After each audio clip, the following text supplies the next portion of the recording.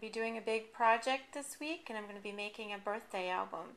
On the birthday album, I'm going to be using this bird from the Create a Critter handbook, and it's on page 53, and I cut it out at 2.5 inches. This is the shadow, and it's cut in white. And this is the main layer, and I cut it in brown. This is layer 1, and I cut it in blue. This is layer 2 and 3. 2 is the belly, and I cut it out in a light blue, and 3 is the beak. I am also going to be using the sun, which is on page 52. I am not going to be using the shadow with this one, so this is the main image. I cut it in brown. And the next one is layer 1, and I cut it in an orange. And then I cut out layer 2 in yellow. I just added the main image to the shadow. I just added layer 1 to the main image. I just finished my little blue chick, and it's all ready for my album. I just added layer 1 to the main image. I just added layer 2 to layer 1, and now my sun is all ready for the cover of my album. I'm going to be making my own cover to my album, and in order to make this, you'll need a piece of paper that is white core or a different color core, so that it will pop once you've embossed it. And this piece of paper is 6 inches by 4 inches, and it's a little bit larger than the embossing folder, and that's great because when you get done embossing it, and this is the cuttable folder that I'm using because it's going to be a birthday album, it's got the numbers on it. What I will do is I'm going to, at the very bottom of it, I'm going to make sure it hangs over the embossing folder. I'm going to border punch it with this hole punch, border punch, and then I'm going to be sanding it, and this is what it looks like once it gets sanded and once I've punched it.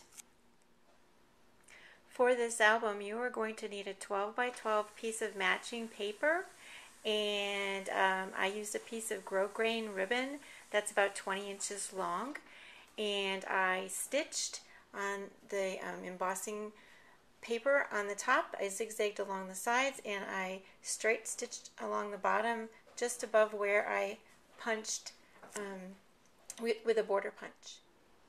In order to make the cover for your album, you will need a piece of chipboard, and it is cut at 6 by 8 inches.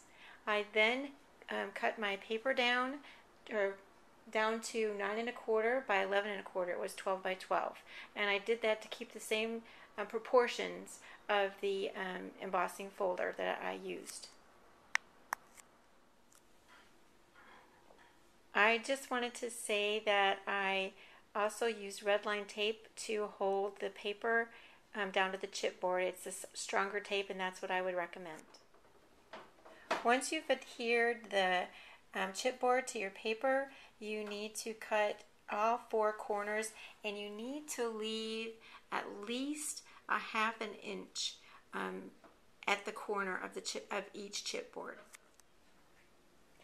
Your next step is to add the red line tape to all 4 sides of the paper, and then you would pull it down just like this one, and you do that to all 4 sides.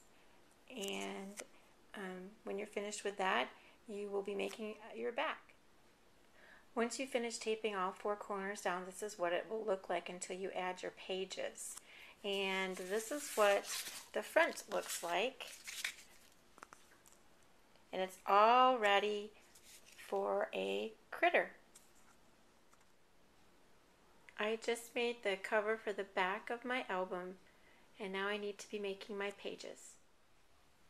In order to make the pages for your album, you are going to need to cut out 3 pieces of paper that are 7.5 by 11 inches. You will then score the center at 5.5 inches.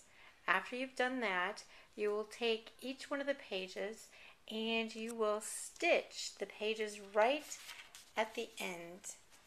And it'll end up making an accordion type of a fold. And you'll end up with 1, 2, 3, 4, 5, 6 pages. The first pages will be adhered to the front, and the last page will be adhered to the back. Another alternative for making your pages for your album instead of sewing the edges together is to make cut out two pieces of paper that are 7.5 inches by 12, and when you score them, you will score it at 5.5 inches and at 11 inches. And you'll do that for two pieces of paper, and then what will happen is that extra inch will be what you will tape together to make your page instead of sewing it together like I showed you. And then your very last page that you'll be doing will be cut at 7.5 by 11.